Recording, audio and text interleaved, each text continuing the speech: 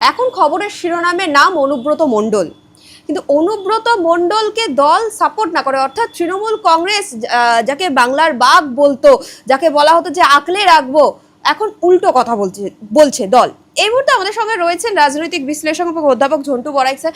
Sir, Anubrata মণ্ডলকে তৃণমূল কংগ্রেস বারংবার আগলে রাখার কথা বলেছে, আজকে হঠাৎ এই যে কল রেকর্ডিং সামনে এসেছে তার ভিত্তিতে ক্ষমা চাইতে বলা হলো, তাহলে কি দূরত্ব বাড়াচ্ছে দল? অনুব্রত অনুপস্থিতি, দীর্ঘ তেহার জেলে থাকার পরেও দল কিন্তু বিপুল ভোটে জিতেছিল।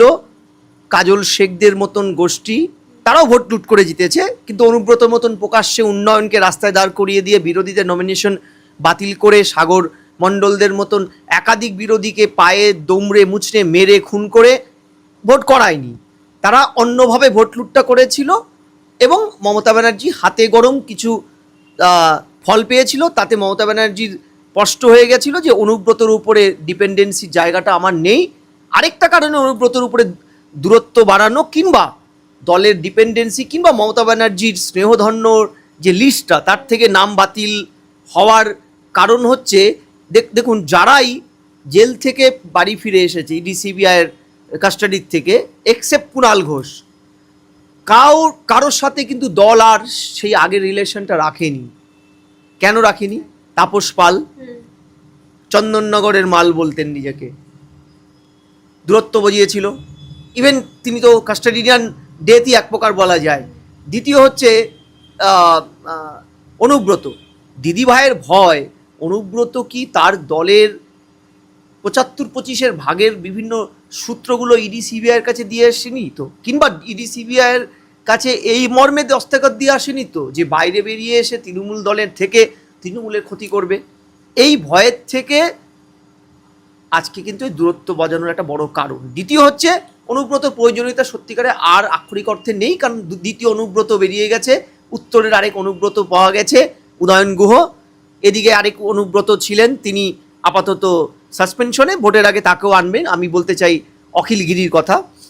তৃণমূলের দলের সার্বিক স্ট্রাকচারে সন্ত্রাস, মানে সন্ত্রাসের তো অনেকগুলো কথা থাকে, ভাষাগত সন্ত্রাস, বোম গুলি করে ভোট লুট করার সন্ত্রাস, সব ধরনের সন্ত্রাসে পারদর্শী এই অনুব্রতরা এন্টায়ার দলটাকে কন্ট্রোল করে।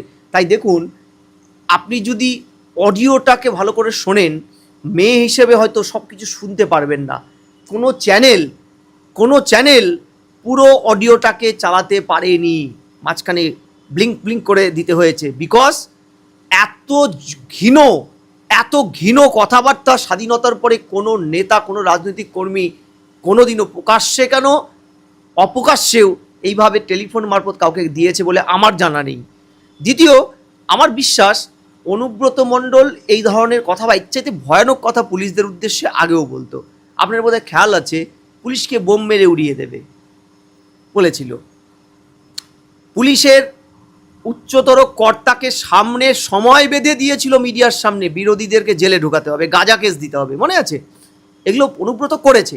এবং এতদিন পর্যন্ত জেলা পুলিশের স্ট্রেচারে এই ক্ষমতাটা ছিল না যে তারা এইসব কল রেকর্ড করতে পারে। এবার করতে পেরেছে, কারণ তাদের কাছেও খবর তৃণমূল দলে সত্যিকারেরই অনুব্রতর আর সেই লেভেলে আর জায়গা নেই।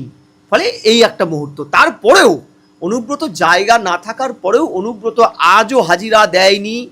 দল 24 ঘন্টা পার হয়ে যাওয়ার পরেও একটা পদক্ষেপ নেয়নি। পুলিশ শুধু হাজিরা চাওয়ার চিঠি পাঠিয়েই ক্ষান্ত হয়েছেন।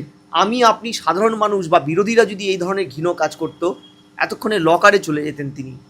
এটা পুলিশ প্রশাসনের তৃণমূলের প্রতি একটা যে চরম আনুগত্য, সেটার বারবার প্রকাশ হয়। আপনি ভাবুন তো, রাজীব সিনহার মতন এত ট্যালেন্টেড একজন পুলিশের কর্তা পশ্চিমবঙ্গের, তার সম্পর্কে বা এন্টায়ার পুলিশ সম্পর্কে বা আইসির সম্পর্কে, যার সম্পর্কে পুলিশের কারো সম্পর্কে বলা মানেই তো সার্বিকভাবে পুলিশের মা বোনের সম্পর্কে বলা। আমি তো তাই বুঝি। একজন অধ্যাপককে মারলে পরে আমরা সব অধ্যাপক রাস্তায় নামি, বিকজ আমরা ধরে নিই প্রতীকী শর্তে প্রত্যেকটা অধ্যাপককে মেরেছে। অবহেয়া বলুন, কাদম্বিনী বলুন, তার ধর্ষণ খুনের পরে সমস্ত ডাক্তার নেমেছিল, কারণ তারা ভেবেই ছিল একজন ডাক্তারের সাথে এটা হয়েছে মানে সব ডাক্তার সম্প্রদায়ের সাথে এটা হয়েছে বকলমে। তাই রাস্তায় নেমেছিল। আজকে পুলিশ কেন এখনো পর্যন্ত রাস্তায় নেই?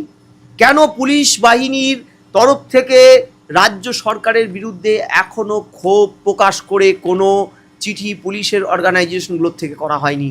আরও একটা জিনিস স্যার, আমাদের এই রাজ্যে আপনি বলছিলেন যে মেয়েরা তো সেই কল রেকর্ডিং শুনতে পাবে না, আমাদের রাজ্যে তো পুলিশ মন্ত্রী একজন মেয়ে, সেই পুলিশ মন্ত্রীর পক্ষ থেকে এখনো অবধি কোনো বিজ্ঞপ্তি বা কোনো মন্তব্য আমরা পেলাম না। কার থেকে পেলাম?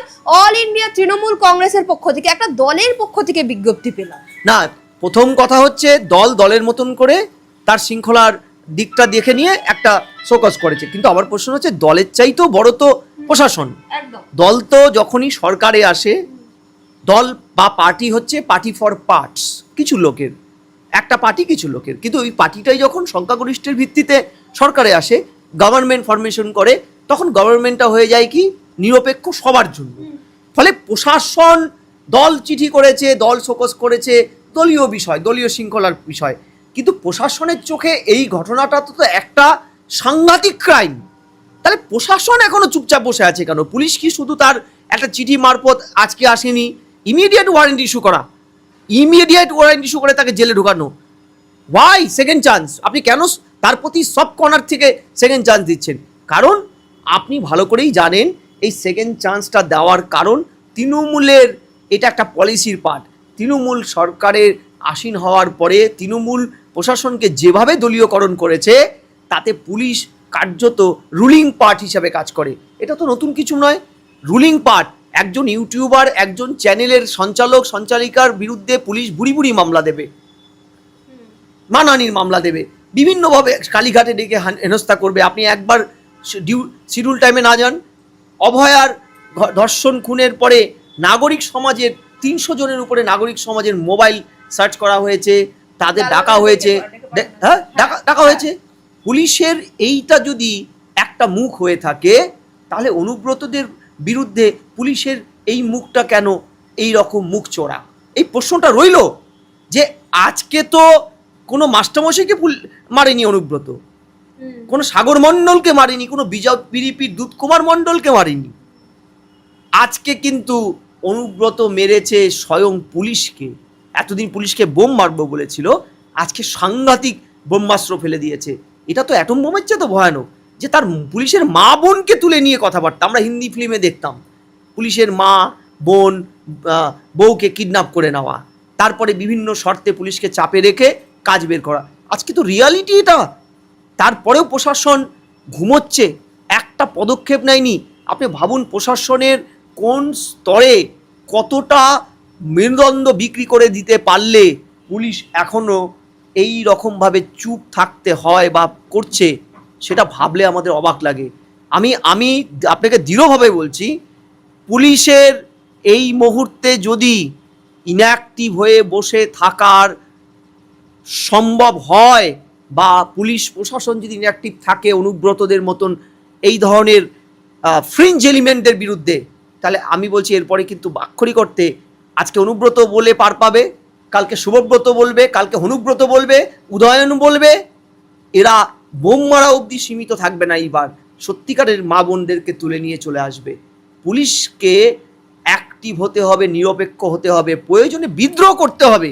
শিক্ষকরা যদি শিক্ষককে মারলে বিদ্রোহ করে, প্রফেসররা যদি সরস্বতী কেরকাট্টার বিরুদ্ধে জাতিগত বিদ্বেষ তুলে নিয়ে তৃণমূল তাকে ঘেরাও করে রেখেছিল বলে আমরা একযোগে পদত্যাগ করেছিলাম, তাহলে আজকে পুলিশের ন্যূনতম সেই জায়গাটা নেই যে পুলিশকে মারলে পুলিশ চুপচাপ থাকে, পুলিশ টেবিলের তলায় লুকোয়।